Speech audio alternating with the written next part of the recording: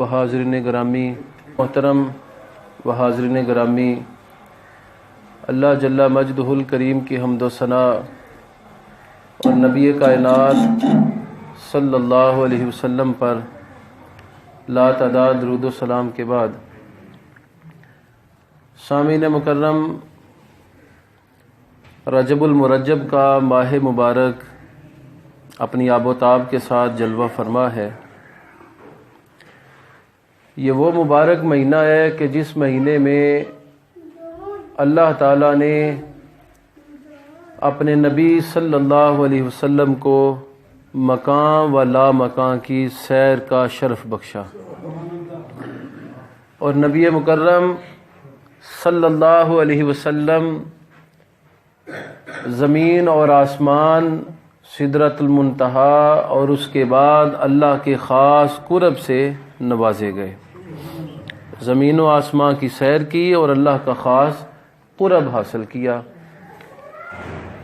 اس حوالے سے قرآن کریم کی دو صورتوں میں اس کی تفصیل ہے۔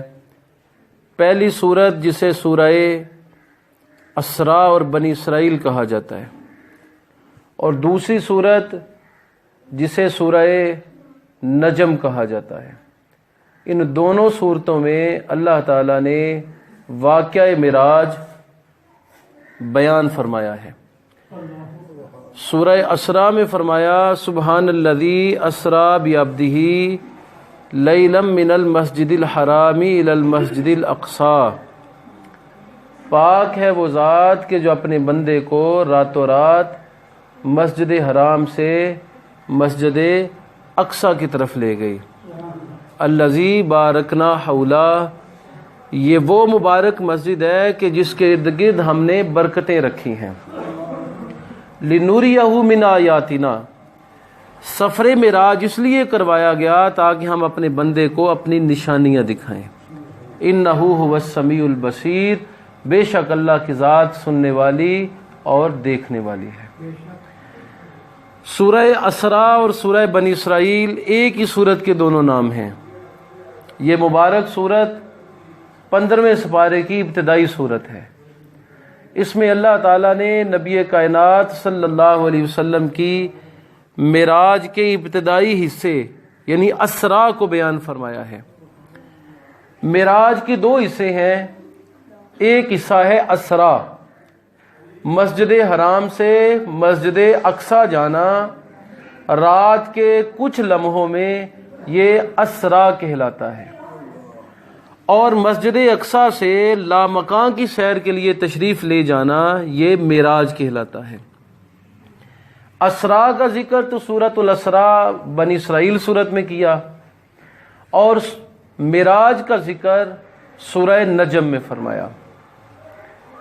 ان آیات پر اگر ہم غور کریں تو سورہ اسراء کی آیت میں سب سے پہلے اللہ نے اپنی پاکیزگی بیان کی ہے۔ یعنی یہ نہ دیکھیے گا کہ یہ سفر کتنا مشکل ہے اور کئی ہزار سالوں کا سفر یہ بنتا ہے، دیکھنا یہ کہ سفر کروانے والی ہستی کون سی ہے۔ اس لیے فرمایا سبحان الذی اسریٰ بعبدہ، وہ ذات پاک ہے کہ جو اپنے بندے کو راتوں رات لے گئی ہے۔ لیلا من المسجد الحرام الی المسجد الاقصی، رات کے کچھ لمحوں میں مسجد حرام سے مسجد اقصی کی طرف اللہ اپنے بندے کو لے گیا۔ تو لیلن لفظ جو ہے یہ نکرہ استعمال کیا گیا ہے۔ اسم کی دو اقسام ہوتی ہیں، اس میں معرفہ اور اس میں نکرہ۔ لیلن اس میں نکرہ ہے، اس لیے استعمال کیا گیا ہے تاکہ رات کے وقت کے مختصر ہونے کو بیان کیا جائے، کہ رات کے مختصر ترین وقت میں چند ایک ساعتوں میں یہ سارے کا سارا واقعہ رونما ہوا۔ مسجد حرام سے مراد بیت اللہ شریف ہے، اور مسجد اقصی سے مراد دور کی مسجد یعنی بیت المقدس ہے۔ اقصی عربی زبان میں دور کے لیے بولا جاتا ہے۔ مسجد اقصی کو مسجد اقصی اس لیے کہا جاتا ہے کیونکہ یہ کعبۃ اللہ سے مکہ المکرمہ سے 40 راتوں کی مسافت پر ہے، اس لیے اس کے لیے لفظ اقصی استعمال کیا گیا ہے۔ تو 40 راتوں کا سفر رات کے چند لمحوں میں مارز وجود میں آ گیا۔ اللہ کے پاک پیغمبر رات کے چند لمحوں میں مسجد حرام یعنی بیت اللہ شریف سے مسجد اقصی تشریف لے گئے، اللہ کے انوار و تجلیات کو دیکھا۔ اتنا ذکر تو ہمیں ملتا ہے سورہ اسراء میں، سورہ بنی اسرائیل میں۔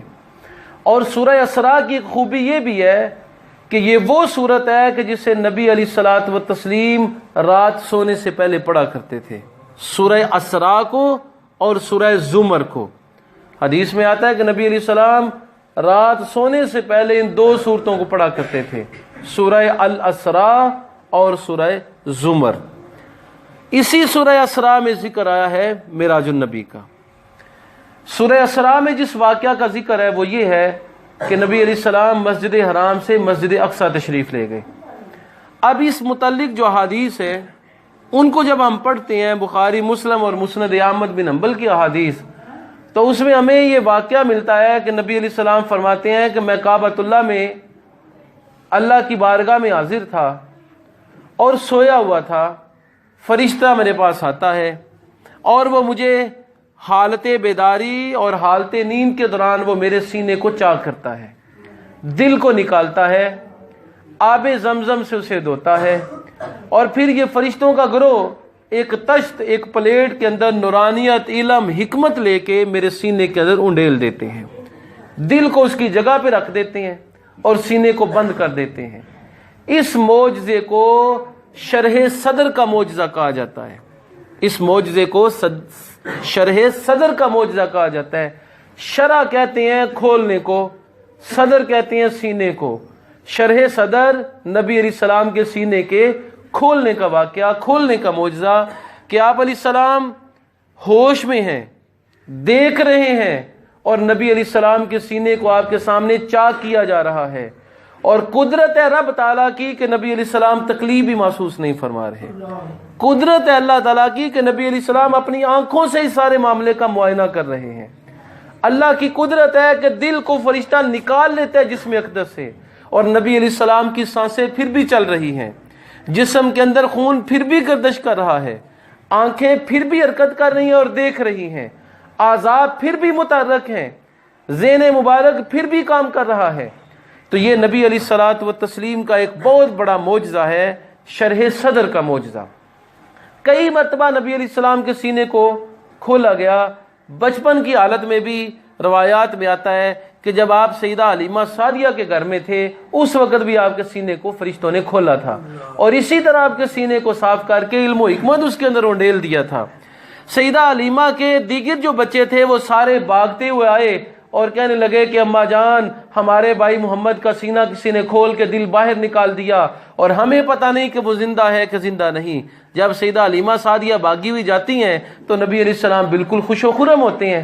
تو نبی علیہ الصلوۃ والتسلیم کا سینہ اقدس روایات کے مطابق 4 مرتبہ چاک کیا گیا، ان میں ایک مرتبہ معراج کے موقع پر بھی آپ کے سینے کو چاک کیا گیا، سینہ اقدس میں علم انڈیلا گیا اور دل مبارک کو نکال کے اسے صاف کیا گیا۔ اور حدیث کے الفاظ ہیں کہ نبی علیہ السلام فرماتے ہیں یہ سارا معاملہ میں اپنی آنکھوں سے خود ملاحظہ کر رہا تھا، یہ ساری چیزیں خود میں نے اپنی آنکھوں سے ملاحظہ کی تھی۔ براق حاضر کی گئی۔ براق برق ان سے لفظ بنا ہے، برق بجلی کو کہا جاتا ہے، قرآن کریم میں پہلے اس بارے میں ہی یہ برق کا لفظ استعمال ہوا ہے۔ تو براق کہتے ہیں ایسا جانور جو بجلی جیسی تیزی رکھتا ہو، اور حدیث کے اندر آتا ہے کہ جہاں پر اس کی نگاہ جاتی تھی وہاں پر اس کا قدم ہوا کرتا تھا۔ تو جبرائیل علیہ السلام براق لے کے حاضر خدمت ہوئے، نبی علیہ السلام سوار ہوئے، چند ایک ساتوں میں، آنکھ جھپکنے کی دیر میں نبی علیہ السلام بیت اللہ سے مسجد حرام پہنچ گئے، کیونکہ براق کی یہ خاصیت تھی کہ وہ جہاں تک دیکھ سکتا تھا وہاں پر اس کا پہلا قدم ہوتا تھا، جو ہی پہلا قدم وہاں رکھتا آگے جہاں پر نظر جاتی دوسرا قدم وہاں ہوا کرتا تھا۔ اتنی تیز رفتار سواری نبی علیہ السلام کو رب تعالیٰ کی طرف سے عطا ہوئی۔ سوار ہو کے بیت المقدس پہنچے، وہاں پر انبیاء اکرام موجود ہیں، سیدنا آدم علیہ السلام سے لے کے حضرت عیسیٰ علیہ السلام تک تمام انبیاء موجود ہیں۔ نبی علیہ السلام نماز با جماعت پڑھاتے ہیں، یہاں تک ہے اسراء جس کا ذکر سورہ بنی اسرائیل میں ہے۔ اب واقعہ معراج کا باقی ذکر جو ہے وہ سورہ نجم میں ہے، جس میں اللہ تعالیٰ بیان فرماتا ہے وَالنَّجْمِ إِذَا هَوَىٰ، اور اس ستارے کی قسم جب وہ آسمان سے زمین کی طرف اترتا ہے، مَا ضَلَّ صَاحِبُكُمْ وَمَا غَوَىٰ، تمہارے نبی نہ تو گمراہ ہوئے ہیں اور نہ ان کی عقل میں کوئی فطور آیا ہے۔ یہ کفار جو نبی علیہ السلام کے ذیل اقدس پر الزامات لگایا کرتے تھے، ان کا رد کر دیا گیا اور کہا گیا کہ نبی مکرم صلی اللہ علیہ وسلم ہر اعتبار سے صحت مند اور تابندہ شخصیت ہیں۔ سورہ نجم میں واقعہ معراج کا ذکر کیا گیا، بلکہ یہاں تک بیان کیا گیا کہ انہوں نے نظارہ خداوندی کو 2 مرتبہ ملاحظہ کیا تھا۔ ایک مرتبہ سدرۃ المنتہا پر بھی ملاحظہ کیا، اور وہاں پر حالت کیا تھی کہ ان کے درمیان قاب قوسین، اتنا فاصلہ تھا جتنا 2 کوسوں کے درمیان ہوا کرتا ہے، یعنی بالکل نظارہ خداوندی کو قرب سے نبی علیہ الصلوۃ والتسلیم نے دیکھا۔ احادیث میں آتا ہے کہ شب اسرا جب نبی علیہ السلام 7ویں آسمان سے اوپر سدرۃ المنتہا پر پہنچے تو اس وقت نبی مکرم صلی اللہ علیہ وسلم نے اللہ تعالیٰ سے بذریعہ وحی چند آیات حاصل کی، جو کہ سورہ بقرہ کی آخری آیات ہیں، جن کے متعلق حدیث میں آتا ہے کہ سورہ بقرہ کی آخری 2 آیتیں اللہ کے عرش کے خزانوں میں سے ہیں۔ یہی وجہ ہے کہ نبی علیہ السلام نے سونے سے پہلے ان صورتوں کو پڑھنے کا، ان آیتوں کو پڑھنے کا حکم دیا ہے۔ سورہ بقرہ کی آخری 2 آیتیں سونے سے پہلے نبی علیہ السلام نے ان کو پڑھنے کا حکم دیا ہے، کیونکہ یہ اللہ کے عرش کے خزانوں میں سے ایک خزانہ ہے۔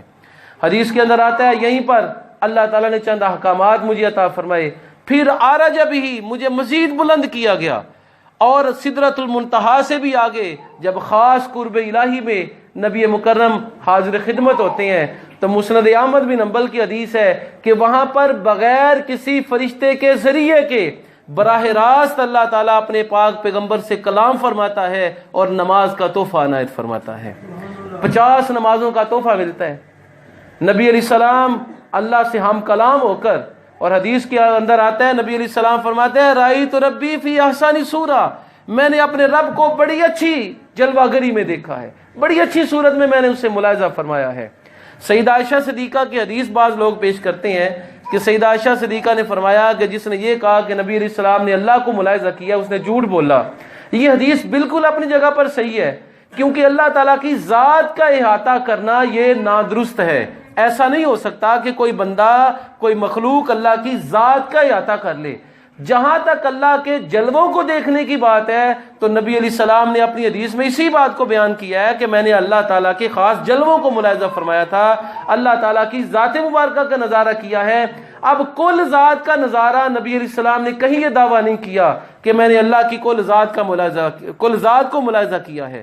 تو نبی علیہ السلام نے اللہ کی خاص قدرتوں کو ملاحظہ فرمایا اور جلووں کو ملاحظہ فرمایا۔ تو فرمایا کہ رأیت ربی فی احسن صورہ، میں نے اپنے رب کو بڑی خوبصورت شکل و صورت میں دیکھا ہے، بڑی خوبصورت جلوہ گری میں دیکھا ہے۔ تو یہاں سے یہ مراد نہیں کہ نبی علیہ السلام نے کل ذات خداوندی کو دیکھ لیا ہے، کیونکہ کل ذات خداوندی کو دیکھنا ناممکن ہے۔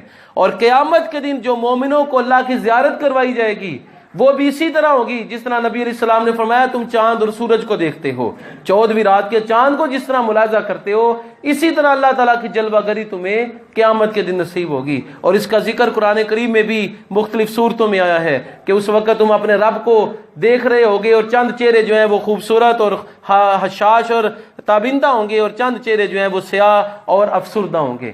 تو چند آیات میں اس کا ذکر آیا ہے کہ وجود باری تعالیٰ کو ملاحظہ کرنا یہ درست ہے، نبی علیہ السلام کی طرف اس کی نسبت کرنا بالکل درست ہے، اور نبی علیہ السلام نے اللہ تعالیٰ کی ذات مبارکہ کا نظارہ کیا ہے۔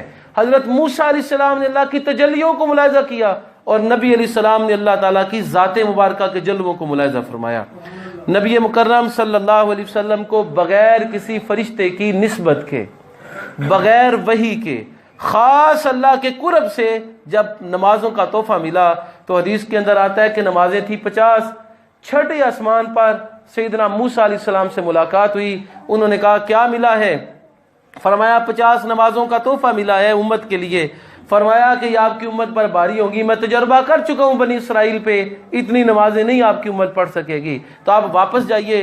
نبی علیہ السلام بعض حدیث میں 5، بعض میں 6 اور بعض میں 7 چکر واپس گئے، حتیٰ کہ صرف 5 نمازیں رہ گئیں، اور 5 نمازوں کے متعلق فرمایا کہ ثواب ان کا 50 کے برابر ہی رہے گا، پڑھیں گے لوگ 50 کے برابر ان کا ثواب رہے گا۔